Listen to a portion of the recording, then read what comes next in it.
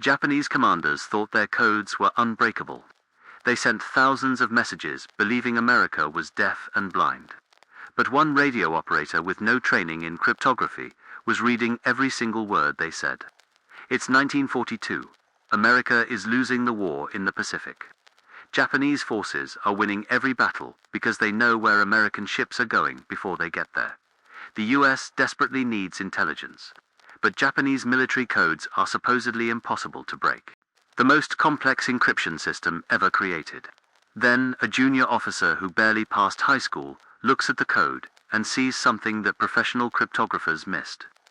This is the story of how Joe Rochefort cracked Purple and JN-25 and gave America the ability to read Japan's mind. Let's set the scene. December 7, 1941, Pearl Harbor. Japanese carrier aircraft attack the US Pacific Fleet without warning. The attack is devastating. 8 battleships damaged or destroyed. Over 2,000 Americans dead. The Pacific Fleet is crippled, and the worst part, America had no idea it was coming. There were warning signs, intelligence reports, diplomatic tensions, but nothing specific, nothing actionable. The attack was a complete surprise. This is a massive intelligence failure. How did Japan manage to move an entire carrier task force across the Pacific Ocean without being detected? How did they coordinate the attack without America intercepting any communications? The answer is simple and terrifying. Japanese codes were unbreakable, or at least everyone thought they were. Japan uses multiple encryption systems. For diplomatic communications, they use a machine called Purple. It's similar to the German Enigma machine, but more complex. It uses telephone stepping switches instead of rotors. The number of possible combinations is astronomical. Breaking Purple by brute force would take longer than the age of the universe. For military communications, especially naval operations, Japan uses a code system called JN-25. It's a 2-part code. First, messages are encoded using a codebook that substitutes words and phrases with 5-digit numbers. Then those numbers are encrypted again, using an additive book that adds another layer of random numbers. The result is gibberish. Complete nonsense, unless you have both the codebook and the additive book. The US Navy knows Japanese codes exist. They've been trying to break them since the 1920s. The Office of Naval Intelligence has a small group called OP20G that works on cryptanalysis. They've intercepted thousands of Japanese messages. They've tried every technique they know. Frequency analysis, pattern matching, statistical methods. Nothing works. The codes are too complex, too random. There's no pattern to exploit, or at least that's what the experts think. By early 1942, the situation is desperate. Japan is conquering the Philippines. They're taking Wake Island, Guam. They're advancing through Southeast Asia. American forces are retreating everywhere, and American commanders are operating blind. They don't know where Japanese forces are. They don't know where they're going next. They don't know Japanese battle plans or intentions. Every engagement is a surprise. Every battle is reactive. Japan has the initiative, and America is just trying to survive. The military understands that intelligence is the key to turning this around. If they can figure out what Japan is planning, they can position forces to counter it. They can set traps. They can choose favorable battles and avoid unfavorable ones. But without being able to read Japanese communications, they're guessing, and guesses get people killed. There's also a strategic problem. Japan is spread out across the Pacific. They have garrisons on dozens of islands. They have fleets operating over millions of square miles of ocean. America doesn't have enough ships or planes to be everywhere. They need to know where to concentrate forces. They need actionable intelligence. And the only source of that intelligence is Japanese communications. If they can't decrypt those communications, they can't win the war. The Navy throws more resources at the problem. They recruit mathematicians, linguists, anyone who might help. But progress is painfully slow. Purple is eventually broken, partially, in 1940 by a team led by William Friedman. But the breakthrough doesn't come from mathematical analysis. It comes from building a replica of the Purple machine through trial and error. It takes 18 months and nearly drives Friedman to a nervous breakdown. The machine works. They can decrypt purple messages. But purple is mainly used for diplomatic traffic. It doesn't give much tactical military intelligence. JN-25, the naval code, remains unbroken. This is the code that really matters. This is what Japanese fleet commanders use to communicate. Breaking JN-25 would give America insight into every Japanese naval operation. But nobody can crack it. The cryptographers have been working on it for 2 years with almost no progress. They've identified the structure.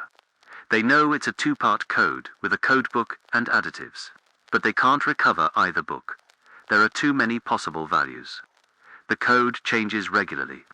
Every time they make progress, Japan updates the code and they start over. By April 1942, the situation is critical.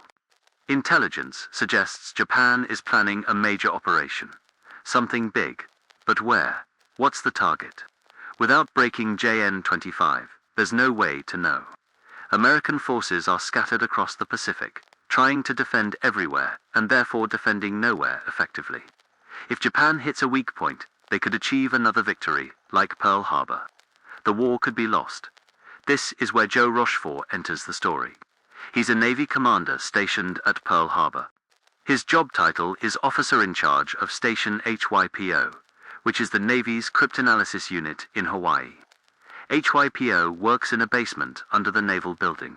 It's a windowless room filled with filing cabinets, index cards, and a few primitive calculating machines.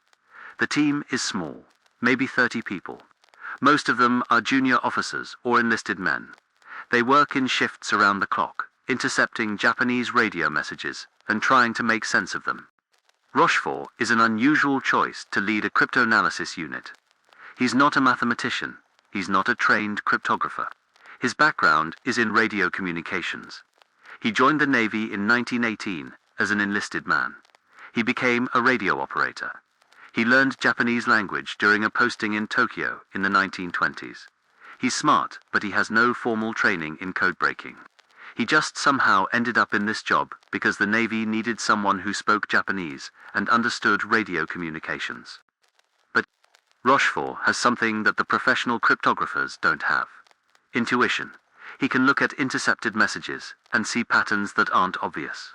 He understands how Japanese radio operators think, how they make mistakes, how they take shortcuts, and most importantly, he's willing to take risks and trust his instincts, even when the data is incomplete. In early 1942, Rochefort's team starts noticing something in the JN-25 traffic. Certain code groups appear more frequently than others. This shouldn't happen if the code is truly random. Random means every code group is equally likely, but some groups show up way more often. Why? The cryptographers in Washington think it's coincidence, random noise, but Rochefort thinks it's meaningful.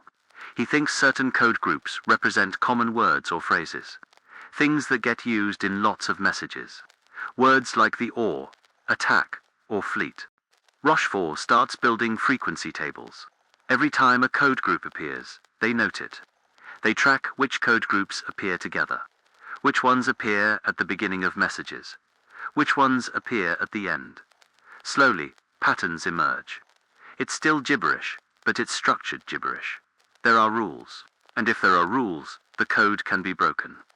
The breakthrough comes from a combination of math and guesswork. Rochefort's team knows that certain code groups represent important words. But they don't know which words, so they start guessing. They look at the context. A message sent to multiple recipients probably contains orders. A message sent from a flagship probably comes from an admiral. Messages sent before a battle probably mention the target. These assumptions let them narrow down possibilities. Then they get lucky. A Japanese radio operator makes a mistake. He sends the same message twice. Once encrypted with the current version of JN-25. Once encrypted with an older version that HYPO had partially broken months earlier. This gives Rochefort's team a Rosetta Stone. They can compare the two versions. See how the same plain text gets encrypted differently. This reveals parts of both the code book and the additive book. It's not a complete break. They can't read every message, but they can read enough. Maybe 20% of any given message, sometimes more if they get lucky. It's like reading a document with most of the words blacked out. You can get the gist. You can understand the main idea even if you miss details. By late April 1942, HYPO is reading fragments of Japanese naval communications. They see repeated references to an operation, codenamed Me. The Japanese are planning something big. Multiple carrier divisions, invasion forces, support ships. It's going to be the largest Japanese naval operation since Pearl Harbor. But where is Me? What's the target? This is the critical question. Knowing Japan is planning an operation is useless without knowing where. The Pacific is huge. Me could be anywhere. The Aleutians, Samoa, even Hawaii again. American forces can't defend everywhere. They need to know the specific target so they can concentrate their limited resources. Rochefort studies the intercepted messages. He sees references to geography, to positions, to supply requirements. He notices that many messages mention fresh water. That's odd. Japanese ships carry water. Why are they concerned about fresh water availability? Unless the target is a small island with limited water resources. That narrows it down. Then Rochefort has an idea. A brilliant, risky idea. He asks the garrison on Midway Island to send a fake message in the clear. An unencrypted radio message saying that Midway's water distillation plant is broken. The message goes out. Rochefort's team monitors Japanese communications. 2 days later, they intercept a Japanese message saying that Me is short of fresh water. That's it. Me is Midway. Rochefort is certain. He reports this to Admiral Nimitz, commander of the Pacific Fleet. Nimitz asks how sure he is. Rochefort says he's sure. Not 100%, maybe 80, 90%, but sure enough to bet on it. Nimitz has to make a decision. If Rochefort is right, and Nimitz positions the fleet near Midway, they can ambush the Japanese. If Rochefort is wrong, they'll waste resources defending the wrong target, while Japan hits somewhere else. Nimitz trusts Rochefort. He orders the Pacific Fleet's carriers to Midway. It's a huge gamble. America only has 3 carriers left in the Pacific after the losses at Pearl Harbor and Coral Sea. If they lose at Midway, the war is probably over. Japan will control the Pacific for years. But if Rochefort is right, and they can surprise the Japanese, they might win. They might actually win. June 4, 1942. Midway Island, the Japanese fleet, approaches from the northwest. For carriers, battleships, cruisers, destroyers. Over 200 aircraft. It's a massive force. Admiral Yamamoto, commander of the Japanese fleet, expects an easy victory. He thinks Midway is lightly defended. He thinks American carriers are far away, possibly near Hawaii or even California. He has no idea that 3 American carriers are waiting in ambush just northeast of Midway. The battle begins at dawn. Japanese planes attack Midway Island. American planes counterattack the Japanese fleet. The early attacks fail. American torpedo bombers are slaughtered. Wave after wave goes in. Most don't make it back. The Japanese shoot them down like target practice. It looks like a disaster for America. Like the intelligence was wrong or the plan failed. But then everything changes. While Japanese fighters are down low, attacking American torpedo bombers, American dive bombers arrive at high altitude. The Japanese don't see them. They're focused on the low-level threat. The dive bombers line up. They roll into their attack dives. They drop down through the sky at over 300 miles per hour. Anti-aircraft fire tries to stop them, but they're too fast, too many. The bombs hit. 3 Japanese carriers are destroyed in 5 minutes.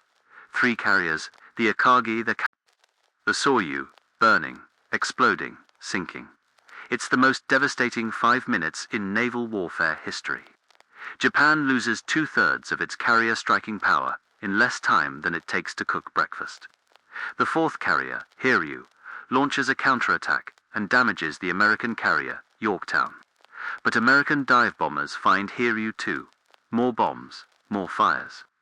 By evening, all 4 Japanese carriers are gone. Yamamoto is in shock. His entire plan depended on carrier superiority. Without carriers, he can't support the invasion. He can't defend his fleet from American air attack. He has no choice but to retreat. The Battle of Midway is over. Japan has lost 4 irreplaceable carriers, hundreds of aircraft, and thousands of trained pilots. America has lost 1 carrier, but saved Midway and, possibly, the entire Pacific theater. The victory is celebrated across America. It's the first major American victory in the Pacific. Morale skyrockets. But most Americans don't know the real reason for the victory.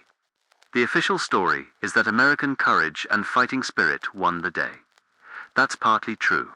The pilots who attacked the Japanese fleet were incredibly brave. Many died.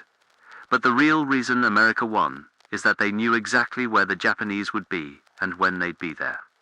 The ambush was perfect because Joe Rochefort cracked the code. This is kept secret, ultra secret. The fact that America can read Japanese codes is the most valuable intelligence asset in the Pacific. If Japan finds out, they'll change all their codes, they'll upgrade security. They'll become silent again.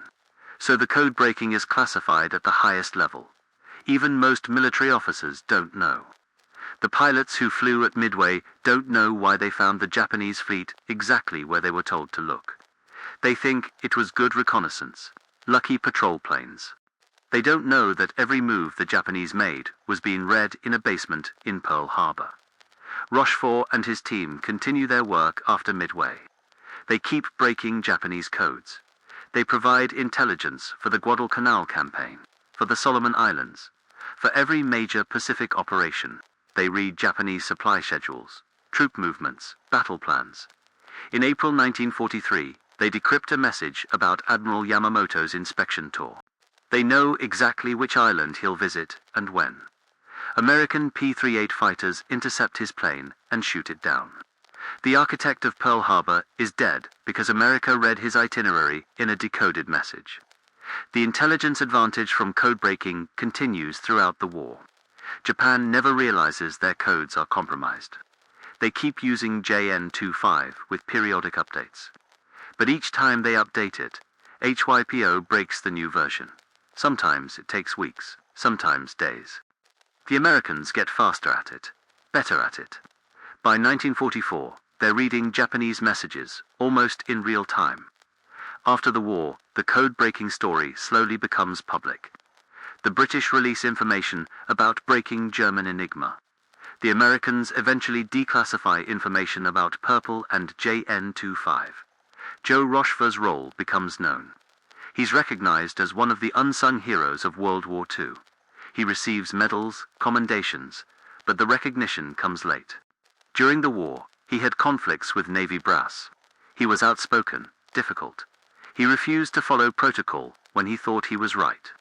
In 1942, he was actually relieved of command at HYPO, despite his success. He spent the rest of the war in less important positions. It wasn't until decades later that historians fully appreciated what he accomplished. The impact of code breaking on World War II cannot be overstated. Midway alone was a turning point. If Japan had won at Midway, they would have controlled the Central Pacific. Hawaii would have been under threat. Australia would have been isolated. The entire strategic picture would have changed. Instead, Midway broke Japanese naval power. They never recovered. Every battle after Midway was Japan losing ground, slowly at first, then faster. And it all happened because one man looked at an impossible code and refused to believe it was impossible. Rochefort didn't have the credentials that traditional cryptographers had. He wasn't a math genius. He wasn't a trained analyst. He was just a radio operator who learned Japanese and had good instincts. But that was enough. He saw patterns where others saw randomness. He made educated guesses when others demanded certainty. He trusted his gut when the data was incomplete.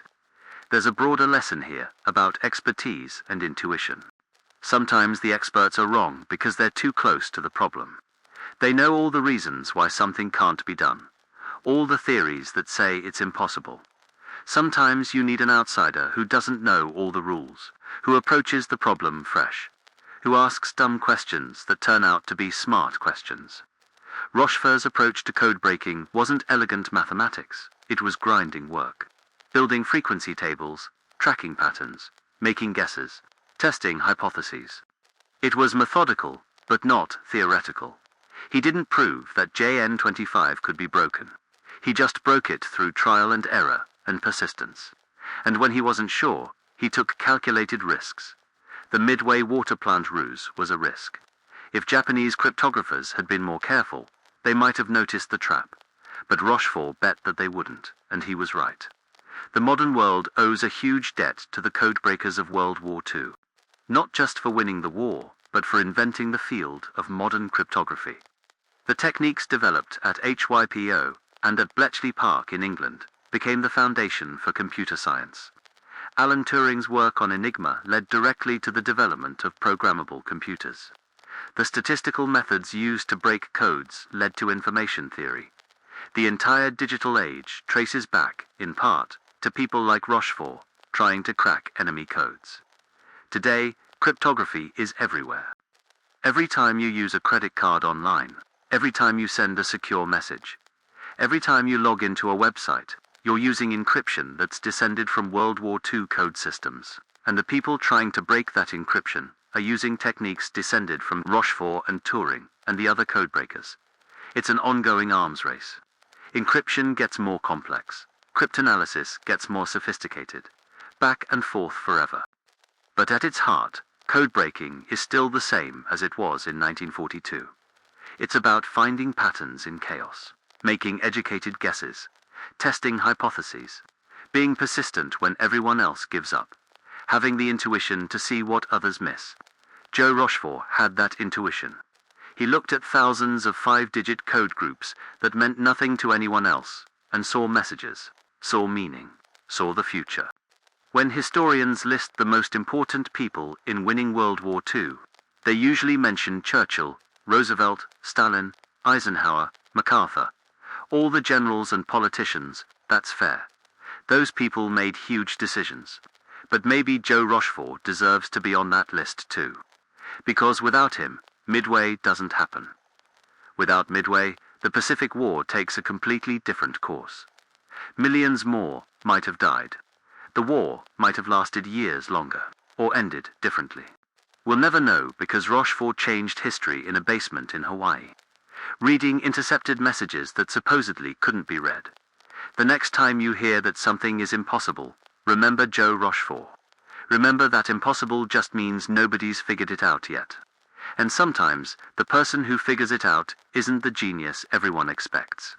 Sometimes, it's the guy who just refuses to quit, who keeps trying when everyone else gives up. Who trusts his instincts even when the experts say he's wrong. That's how impossible becomes possible. That's how codes get broken. That's how wars get won. Drop a comment about other unsung intelligence heroes of World War II, and subscribe to discover how code breaking evolved into modern cybersecurity.